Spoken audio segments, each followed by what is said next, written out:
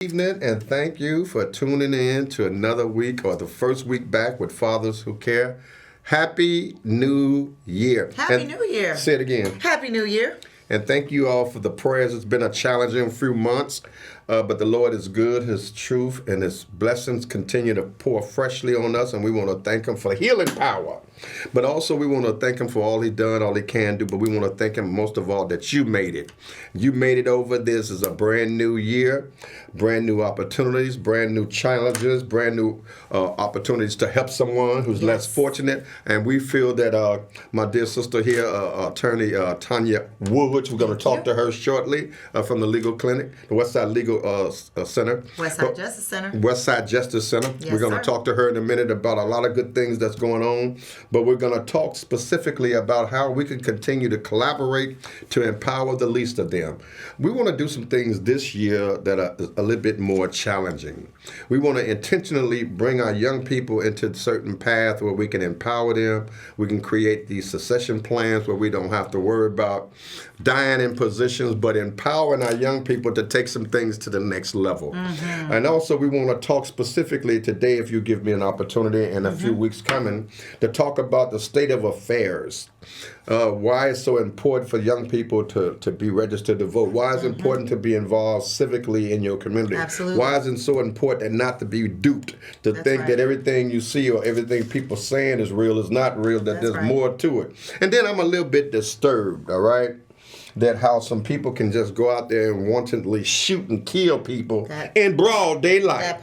That part. So I really have some things going on in my head, but we want to use this show today for this show to be a little bit more engaging, in that we're going to have men and women, as you see here, engaging each other on how we can work together for social change and community empowerment. Let's do it. Again, we love you, my dear sister. All of the work you've been doing at the Justice Center, the Westside Justice Center. I remember many days of being a student over there, where you always providing, your team was always trying to teach. Yeah. We're always trying to teach. Always something going on at the Justice Center. Yes. And so I hope that all of those things are still going on, and I hope that we can still be a catalyst to helping you in the community in any other way that we can. But as we get started on the show, again, we want to say thank you all for tuning back in. I hope you enjoyed our young people as they had embarked upon their 13 weeks of empowering programs. They're still doing their thing, and we're still looking for volunteers. We're still looking for young people. We have a wealth of information and understand. There's some scholarships out now. Okay. The Black Caucus got some scholarships out for young people. Yes, they do. We got some mentoring programs. We're trying to get the young people back acclimated to some college tours coming up. So we got a lot of things we want to work with our young people about. Another area of focus that we need to concern ourselves is healthcare or lack thereof. So we want to also kind of hopefully rally some of these hospitals to come together and take a stand. Now, whatever that stand is, that we can make sure that we can present affordable affordable health care to folks who are in need. But even we need affordable housing as well. We got a lot of folks homeless, right? But the health care issue is serious. It's extremely serious. Especially when you talk about the comorbidities that so many African Americans suffer from. Talk to us about it. We need to make that a priority more than maybe we have in the past, because we are always at the back end of the line when it comes to not only fair access to health care, but high quality health care. I myself am a kidney donor, and the person I donated to was my cousin, who has suffered with end-stage kidney disease for so long. But we have champions out there like Senator Maddie Hunter on the she's task beautiful. force, She's one of lifting up these issues that so many diseases that are actually preventable with lifestyle changes, but more importantly with early diagnosis with doctors and healthcare professionals who care. So we look forward to you talking more about that on your show and in your community. Absolutely, and of course, this is just one of many that you can come on out anytime you like, and we can join forces on this show and other mediums with CAN TV. Again, thank you, CAN TV, for the opportunity. But I want to openly encourage you all to take an opportunity to allow my good sister here, Tonya, and her organization, Westside Justice Center, to be a part of some of these activities that's going on, be it in various different studios on various different stations. Well, can I tell you something fun? Sure. The Westside Justice Center is in its 10th year of existence. Yes, and that's thanks to you. 10 years, 10 baby. years going strong in 2026. And so, you know, because of investments from you and some of your viewers and your listeners, we are in this 10th year going strong, and it's really exciting for me so to let's be able do to that talk then. about it. Let's do that. Before we get into some of these topics, we want to talk about some few things. We want to talk about some of the pillars that you're doing or some of the foundational things that you're doing at the center. Absolutely. But we also want to talk about, let's just go straight to it. Let's go. You are the executive director of the Westside Justice Center, right? That is correct. You know, I was thinking about some other thing. I was thinking about a sister. Do you remember a sister named Barbara Richardson? Of course. Remember her? Yes. Now her daughter is making waves. Okay. You know. Tell me more about that. Yeah, we're going to talk about her because she's doing a lot of good work. First, she was with the state's attorney's office and other stuff, but now she's doing some stuff. She's the deputy inspector, City of Chicago deputy inspector general. Oh, okay. And so, Tabaris, she's no stranger to the West Side. Okay, but anybody that's doing anything legal, if you're particularly a woman. Yes. If you don't know Barbara, you ain't really on then the you West need Side. you better ask somebody. Move on. Move on down the road. You better ask somebody. If you don't know Barbara, going on about the because that's the sister who had a heart for the community. Yeah. Her daughter has a heart for the community. Yes. But I mean, this sister was also, I mean, she sure enough put me in your mind. She come from the West Side, stayed involved with folks on the West Side. Yes. But let's go ahead. Talk to me. Tell me about you and tell me about what's going on. Yeah, this 10th year in 2026, we are celebrating 10 years of being able to provide affordable, high-quality legal services for free to the community, not only here on the West Side, but beyond as well. But certainly we are rooted and have deep, strong connections with East Garfield Park, with Lawndale, with Austin, all around the West Side of Chicago. And so when we started, I was the only licensed attorney at the West Side Justice Center, but me, along with some of our founders, folks like April Prayer, Anthony Birch, Brendan Schiller, who all had practices of their own, but we gave of our own free time, our own services when we were starting in the West Side Justice Center as a way to give back to the community. And through their insight and their vision, we grew. We are now an organization of 24 individuals that are on our team. We have 7 attorneys that are practicing,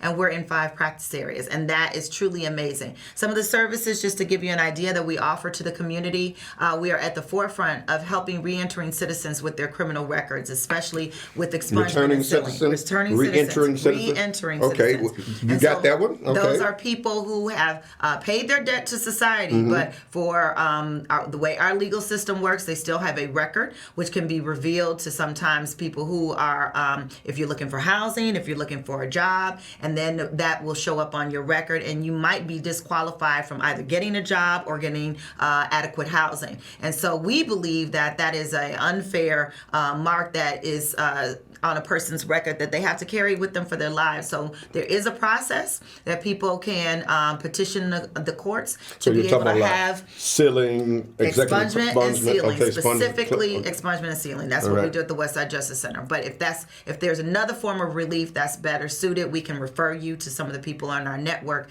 That network is the Illinois Access to Justice Network, which is funded by the Illinois Department of Human Services across the state of Illinois. But also we are offering estate planning. So many of our folks on the South Side and West Side, and I'll use some colorful language, if you got a pot too, then you have an estate. Yeah. So that's our very colorful way of just saying we all have something that we'd like to pass on to our legacy. And that topic, estate planning, is something that a lot of our community is not aware of. That's true. I mean, they're not thinking about it. They're not familiar about a will. That's right. A trust. That's right. And in my own family, I can use as an example. If you paid the water bill and the taxes, you thought that was enough, right? Because that's what you were taught to do. But instead, we are trying to teach people first about what their rights are and what their responsibilities and how they can exercise and learn more about their legal interest in property, but more importantly, how they can pass down that wealth to their legacy. And so we do that at the Westside Justice Center as well, primarily focusing on instruments here in Illinois, like transfer on death instruments, so you can pass property, real property along. We handle POAs or powers of attorney, and we also do simple wills. So how often do you have those particular programs? Know Your Rights workshops. Know Your Rights workshop. Absolutely. That's the right term. So more importantly, rather than us always staging them and asking people to come to us, you can invite us out to where you are. So churches, schools, community groups, give us a call at 773-940-2213. That's 773-940-2213, and speak with one of our client intake specialists or community navigators. And if you'd like for our attorneys and navigators to come out to where you are, they certainly can put on those Know Your Rights workshops. So what about this? What about if they were interested in kind of convening Yes. a forum? Yes. Then you could contact us, and then we would put together a small team of presenters to come out with our Know Your Rights workshop and bring it to the people, because that's what we're really all about. We certainly, I heard you use a word a little earlier, and I just want to just talk about that real quickly. We talk about empowering people, but we like to say at the Westside Justice Center that we're repowering. And I want to give credit to Monica Cosby, who taught me that term of art, to say that the people already have power. It was stripped from us. And now we are repowering our people. We don't have something that they didn't already have. We are activating that power in our communities. And so along with those couple of practice areas that I talked about, we also have launched our new immigration clinic at the Westside Justice Center. And I know some of you are like, immigration clinic on the West Side? Yes, indeed. Because we know that immigration, the types of enforcement of immigration policies that we're seeing in Chicago and other cities, but especially what we've seen in Chicago since September of 2025 to the present, has been nothing less than atrocious. Okay, while you're talking about that, thank you for opening up that door, because I'm really a little bit kind of despondent about some things here. You're talking about immigration, and there's a lot of issues going on with that. There are indeed. And I'm not here to try to take a side one way or the other of how one should feel. I just believe that folks should be able to have rights. Well, what we and want rights people to should do is to be curious, right, ask questions, Absolutely. and hold your public officials accountable. Absolutely. So you're right. We want folks to know what their rights are and how to exercise them safely. Absolutely. Right? So with that being said, there's something been kind of heavy on my heart, and it's been making the media loop over and over and over and over and over. And I'm just curious to try to ascertain what is the state of mind, or what happened. What's going on that a person really is just trying to inform other folks about some injustices that's going on in their community by certain people in their community who are just in there to do whatever they're doing. Yes. But a person ended up getting shot and killed. A young person. Yes. Can you speak to that without Absolutely. being... So we know that in Minnesota here recently. Minnesota. And to kind of put some framework around this, I want to go back to in September of 2025, our federal government announced through the president's executive office that he was sending the National Guard in to stem back crime and violence in Chicago. Did a little bait and switch on us, and instead sent the Border Patrol and ICE agents to enforce immigration policies. And so right there, we need to be paying attention to, this is not a black issue, this is not a Latino issue, it's not an immigrant issue and people who were born issue. This is everybody that's not like them issue. Absolutely. Right? And so that's all of us. And so the bait that was out there is we're coming to send the National Guard on crime and violence, but instead they sent Border Patrol and ICE, and the National Guard sat on the outskirts. We did such a great job of organizing, activating, and informing people about what their rights are. They left town. We lodged all sorts of complaints in federal courts and state courts to make sure that they understood that in Chicago we were not going to lay down and accept that kind of treatment. But here we are, our neighbors next door to the north of us in Minnesota, just mere months later. We have a woman that's in her car, minding her own business, not speeding, not using her car as a weapon, but she was shot not just shot, but shot violently in the face through the windshield by one of these federal law enforcement agencies. And what we are really need to amplify is that this is not just a moment in time. We've seen this kind of violence before. This needs to be thought of as yet another act of violence by our government against our people. That is just one in a long line and long history of violence by our government against our people. And so you saw this young woman who was a legal observer. She was not African American. She was not Latino. She was a Caucasian woman who lost her life trying to, as you said, just trying to help, huh? Just trying to help. And inform and engage. And by the time they told the story, she was using her car as a weapon to run over and interfere with the enforcement of immigration policies.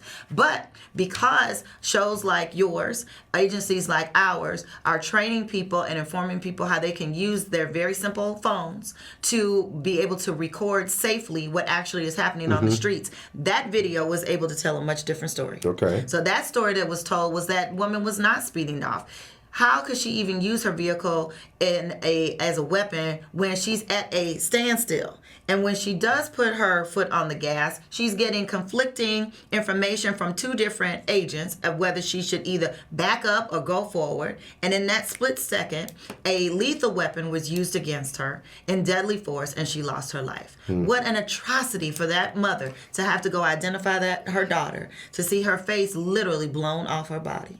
And that is the kind of violence that we should not lay down for.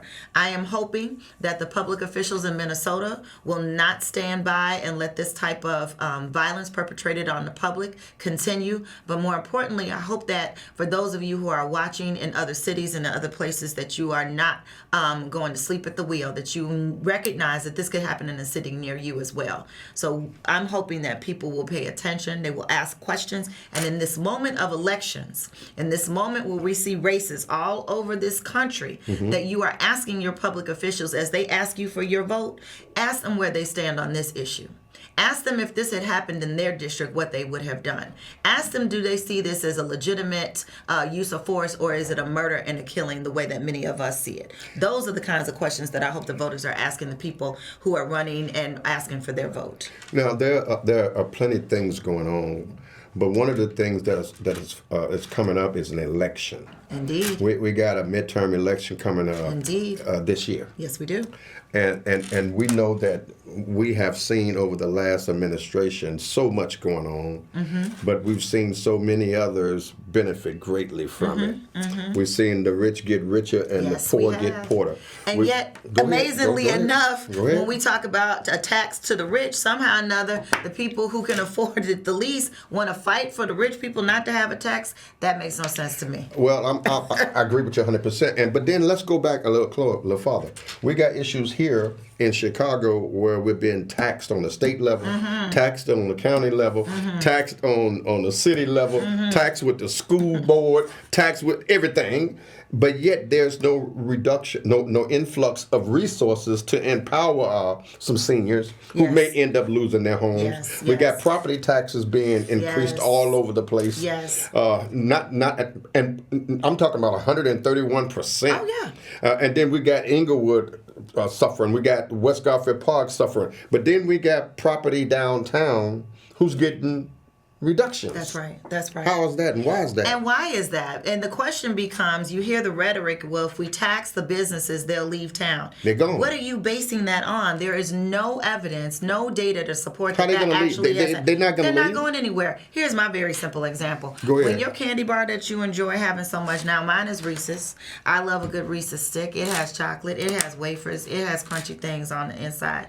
When they decide to go up on the price of the Reese's, I do not go to the sugar company or the chocolatier and say, you raised the prices of chocolate and sugar, and therefore my Reese's stick went up.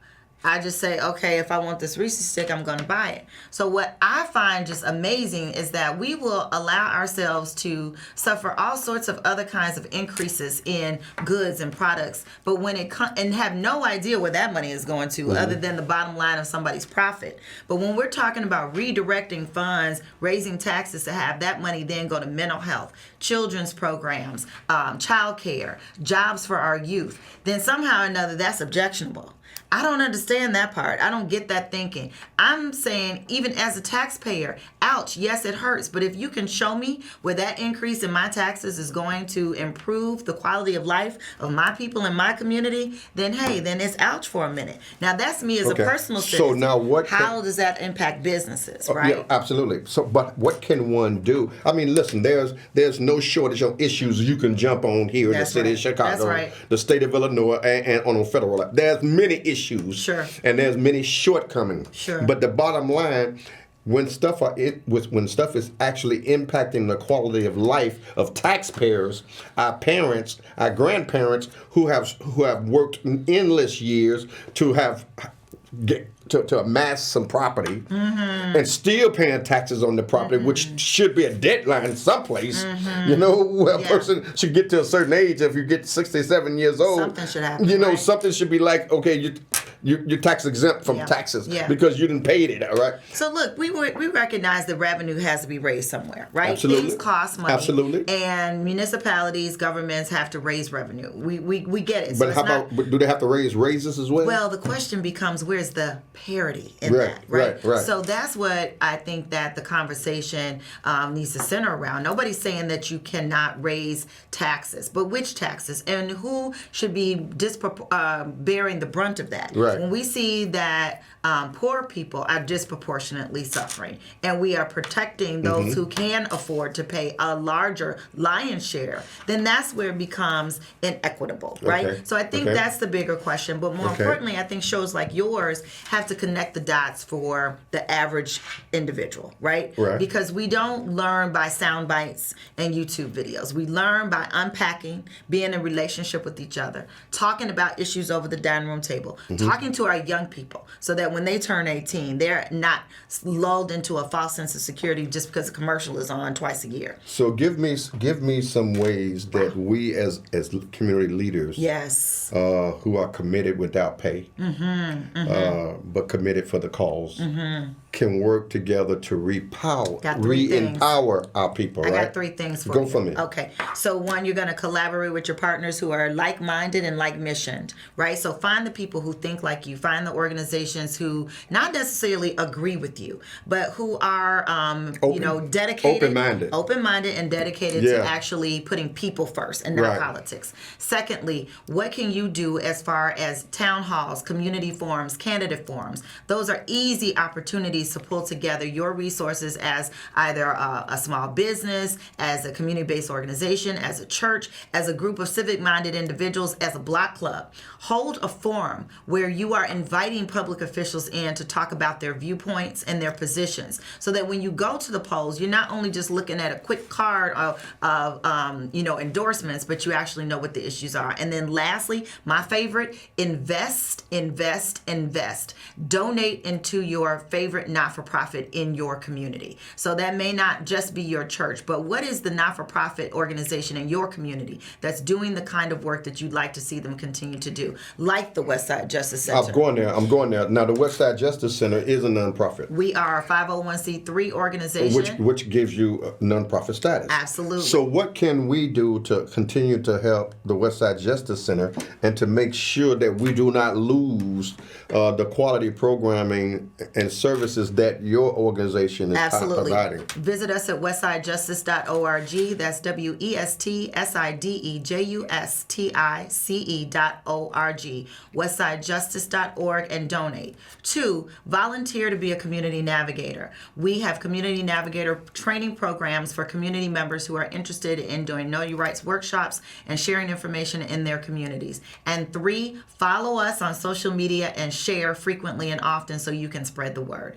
Those are 3 very specific ways that you can give me a number to the and agency. Reach us at 773-940-2213. That's 773-940-2213, westsidejustice.org. Now, we know that the time is going past. Indeed. Happy 10-year anniversary. Thank you. Keep up the good work. Indeed, you do the same. Well, we're going to do that. Give me those 5 areas quickly, and then close out with me letting folks know what can we do with this midterm coming up. Absolutely. So the 5 areas that we are practicing at the Westside Justice Center that you can get free legal aid help through the fine resources that we have, as well as the Illinois Access to Justice Network, expungement and sealing, estate planning, immigration, housing, and juvenile justice. And so if those are areas that you need help with, give us a call at 773-940-2213 or visit us at westsidejustice.org and be involved in the next election that's coming to your municipality. Not only should you register to vote, but make a plan to actually go out and vote, and then lastly, take someone with you. Well, you've heard it, and we hope that this was that you've gathered some information that can be beneficial to you. But remember, each one teach one.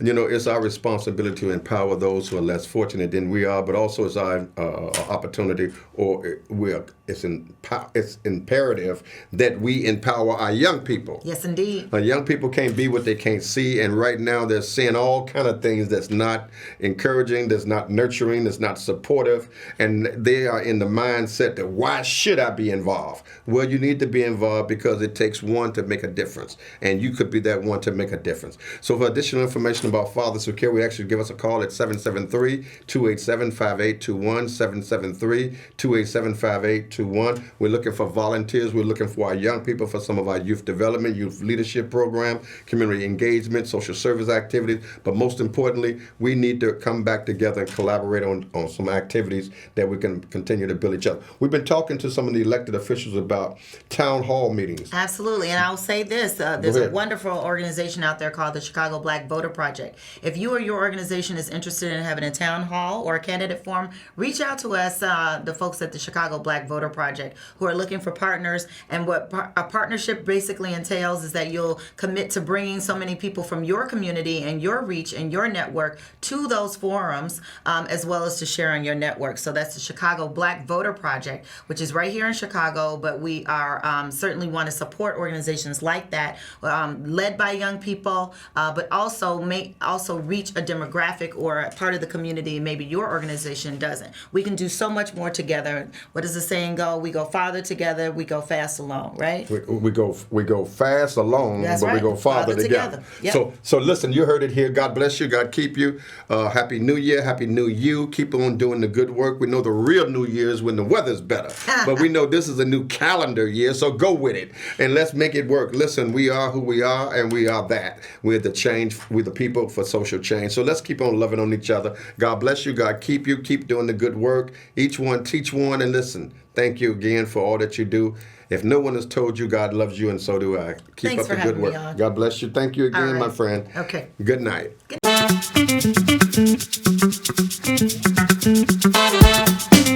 Good.